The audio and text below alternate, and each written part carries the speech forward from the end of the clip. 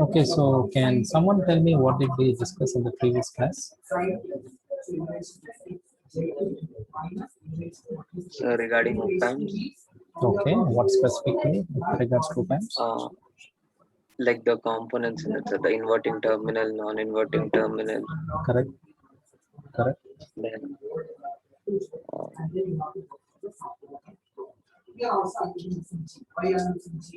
Okay. Any specific thing that we talked about?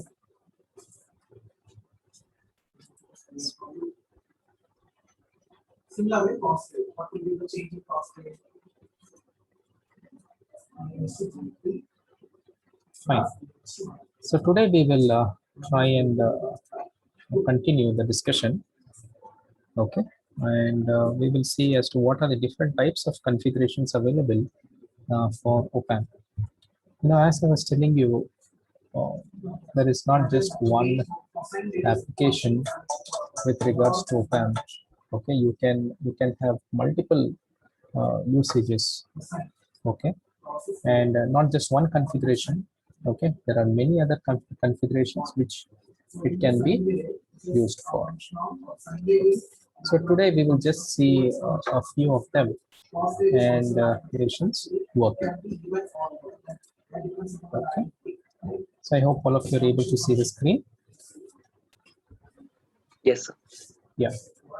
So did we complete this?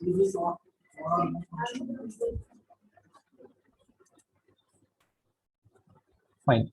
For those of you who have just joined in, okay, so this is going to be a kind of revision. Okay. So op-amps are nothing but amplifiers and buffers in general, and it is actually in triangular shape. Okay. So we have two input terminals and one single output terminal, plus and negative. Okay. Supply voltages. So it's called plus VCC and minus VEE. So if an input is associated with minus, then it's inverting input. If it's associated with plus, then it is non-inverting. So how do I say that it is inverting, non-inverting? Whenever I give an input here, okay, to a non-inverting input, the output will look the same as input, but then an amplified format. For example, if in case the output was high, okay, the input is high at one stage. Okay, let us say I'm giving this kind of pattern.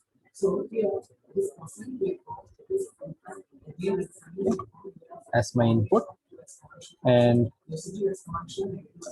my output also is going to be the same. Okay, which means there is no inversion that is going to happen with regards to non-inverting input. But if in case I use an inverting configuration, okay, so if I say this is my input, okay, my output would look like, I will have a low value and then a high value. So it's going to be the reverse. Okay. So this is what I'm going to get here at my output. Okay. And this is what I'm referring to my input. So inverting basically tries to get the outputs, okay, in the reverse form.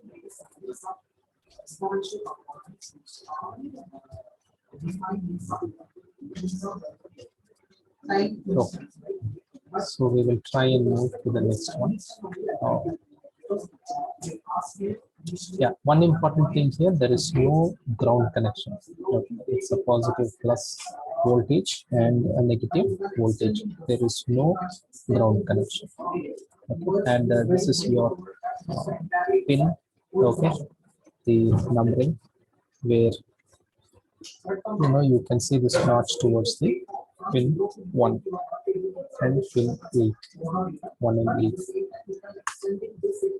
Right. So these are some of the features of an ideal op-amp. It has voltage gain, okay, and it has very high voltage gain, like about 2 lakh times, And sometimes we use configurations where we try to bring stability. So can someone tell what technique did we employ to bring stability? We had discussed this in the previous class,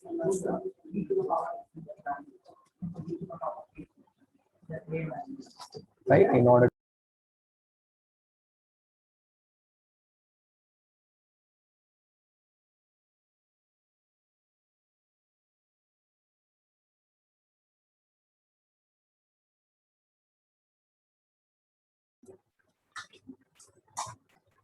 are you all able to hear me?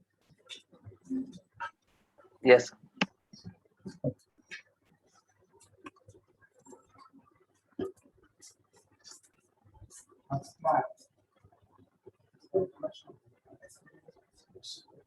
Fine. And the input impedance, okay, we have infinite input impedance, so that we just want to make sure that voltages are passing through, but then not currents. Okay, so how do we achieve it? There is about 10 raised to 12, okay, ohms for FET input op-amps. So very high resistance, I can say, very high resistance, and zero output impedance. Okay, this means that we are going to get a fine output, and then infinitely fast, which means it can accept wide range of frequencies. So this is an ideal op-amp where it has a good voltage gain, it has high input impedance, zero output impedance, and then it's very fast. How is it fast? Because it can accept high frequencies, which means what is a bandwidth? Last time I had explained, isn't it? What's a bandwidth? The difference between the two frequencies. Correct, correct. So F2 minus F1 can be my bandwidth. So F2 can be at a higher level and F1 can be at a lower level. Okay, so when you minus those two frequencies, it is going to give the range, okay, as to how much of allocation is possible. Okay, now you can see that this is without feedback. Okay, we were looking into this, and your internal op-amp formula is normally gain, which is A into P plus minus P minus. Okay, we are using this because, can someone tell me why are we using this?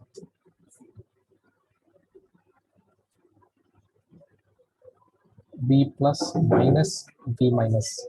Why is it used?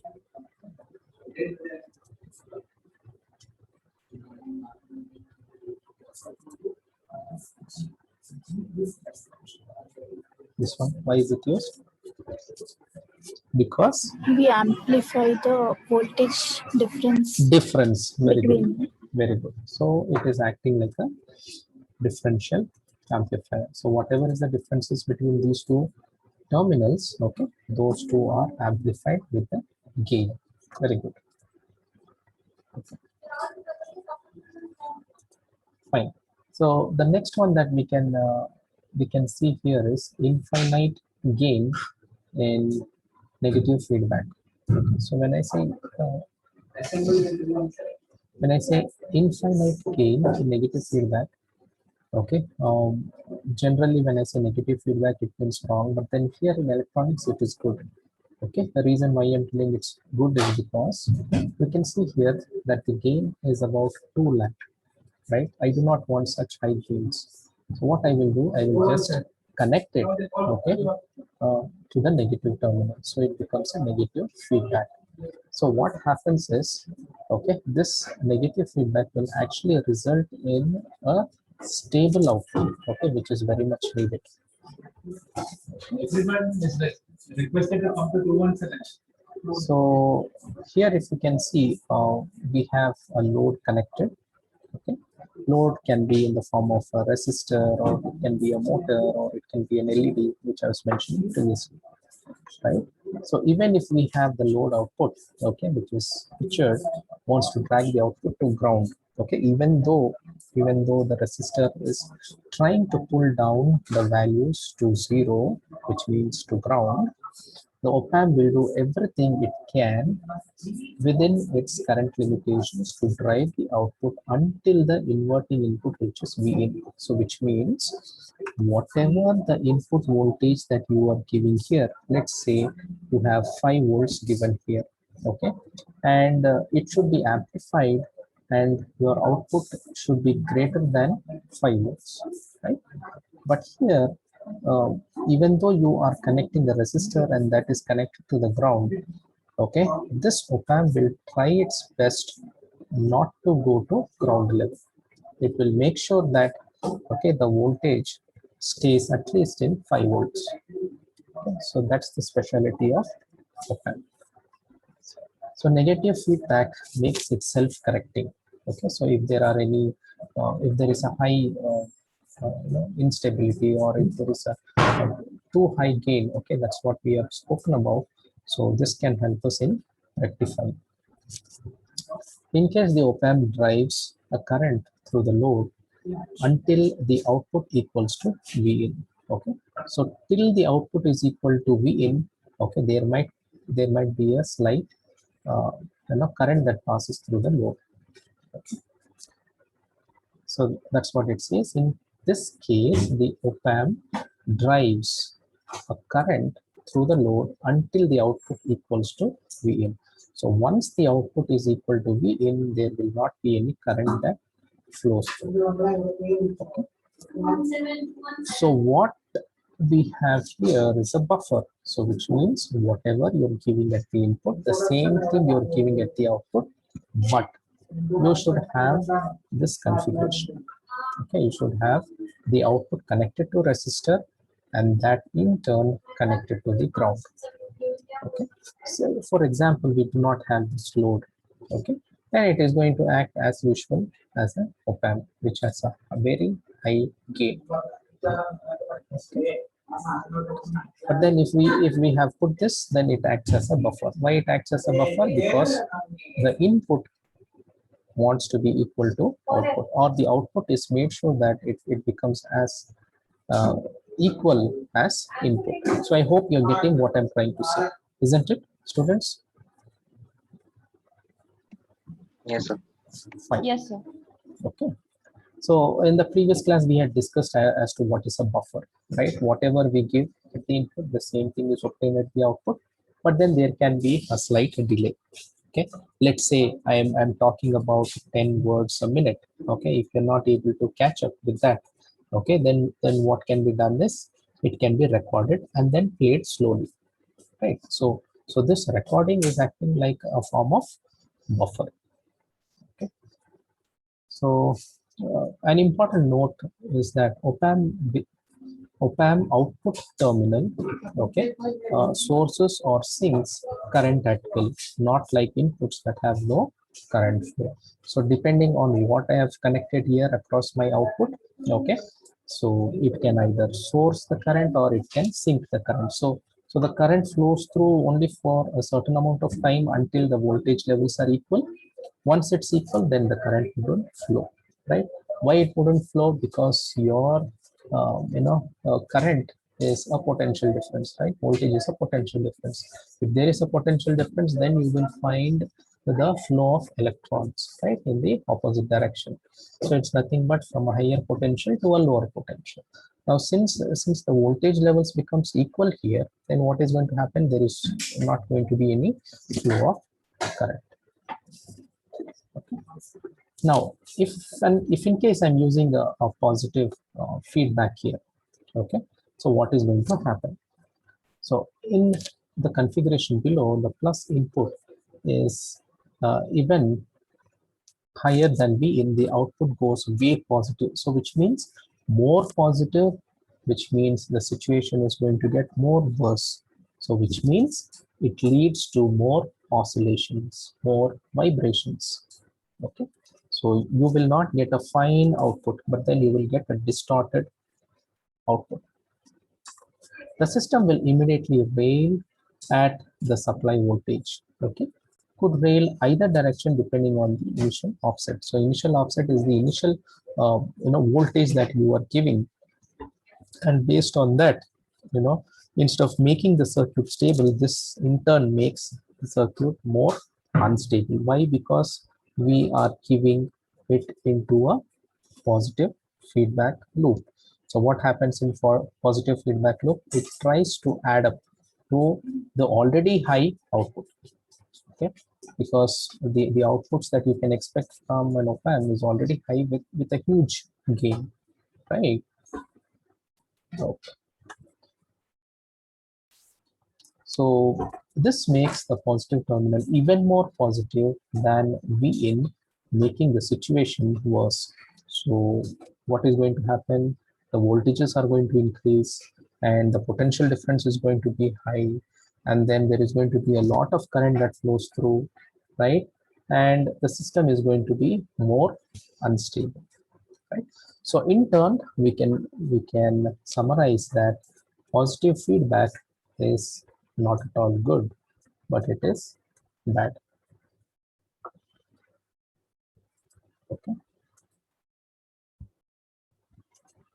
Right.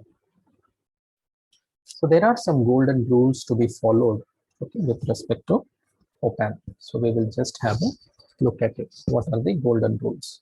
When an op-amp is configured in any negative feedback arrangement, it will obey the following two statements or rules. Okay, so this is applicable only when a negative feedback is given. The inputs to the op-amp draw or source no current. So at the inputs, you will have zero current. That is why it has high impedance. Okay, if we go back. Right. Infinite input impedance, which means no current is allowed, no current flows into the inputs.